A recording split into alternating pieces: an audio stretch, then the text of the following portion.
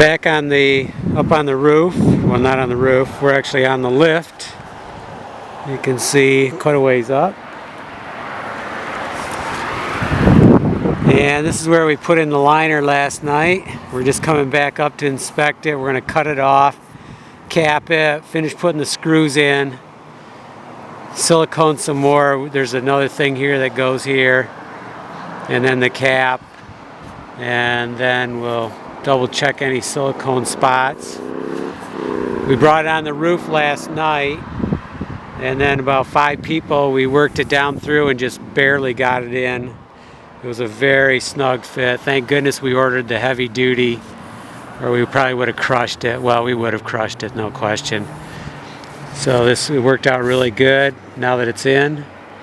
Took us over 4 hours to do it because of all the catches, and we had to take it slow, and there was a few times I thought we'd have to pull it back out and get a different one, but turned out we got it in. We had to switch the screw on the pull thing one time because it was hitting right at the top, right in the first 3 feet. You can see how the chimney shrinks.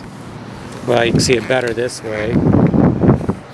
And then down below we had to switch over about on the 3rd floor, so into that roof line. Well, that's the attic there, and then down below would be the 3rd floor. So it was probably 15 or 20 feet into it. Yeah, probably 20 feet, and then we had to go the last 55-foot total. And once we get this tape off, we'll probably take a photo of the end so you can see how it's made, but it's a single wall, but very heavy duty.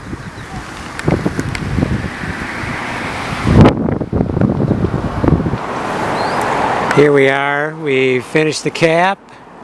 We ended up putting a band on here of aluminum. We did put 3 screws in holding the top, and then rather than going through the tough liner, I decided to use some straps, which is something I noticed the company uses it quite a bit, and it's a real good idea.